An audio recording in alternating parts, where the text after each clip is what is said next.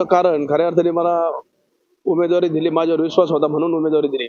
आणि ज्यावेळेस मतदान चालू असताना या मतदारसंघामध्ये भयंकर पैशाचं वाटप झालं. आणि पैशाचं वाटप असं झालं का जिल्हा बँकेत जे पैसे त्यांनी मुलांकडून घेतले त्या पैशाचा वापर खऱ्या अर्थाने इथं करण्यात गेला. अतिशय चीड खऱ्या अर्थाने शेतकऱ्यांची भाजपवर होती. शेतीमालाला बाजार नाही, अनेक प्रश्न होते आणि मला वातावरण चांगलं होतं. माझ्या सभा चांगल्या झाल्या. मी ₹1 पैशाचा वापर केला नाही. ही खरं निवडणूक तर धनशक्तीवर विरुद्ध जनशक्ती होती. मी एकही रुपयाचा पैशाचा वापर केला नाही.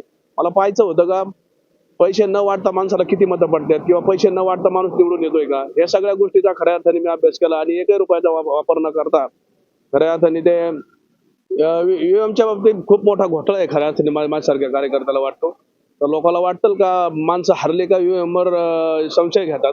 तसा प्रकार मला खऱ्या अर्थाने आज जाणवला का प्रत्येक पहिल्या फेरीपासून 20 फेऱ्या होऊस तर 700 750 मतं प्रत्येक फेरीला पडायची. त्यात आकड्यात कमी जास्त होत नव्हती. आज शेतकरी नाराज आहेत, इतर समाज काही त्या भाजपला मतदान करत नाही. या सगळ्या गोष्टीचा विचार केला तर ईव्हीएम घोटाळा खूप मोठा खऱ्या अर्थाने मला या मतदारसंघात दिसून आला. याबाबत मी हायकोर्टात याचिका दाखल करून याची सगळी चौकशीची मागणी करणार आहे. तनपुरेंची भूमिका आम्हाला शेवटपर्यंत कळली नाही. तनपुरेंनी काय भूमिका घेतली मला नाही वाटत का तनपुरेंनी आमच्या बाजूने भूमिका घेतली असं मला वाटतं. एबीपी माझा, उघडा डोळे बघा नीट.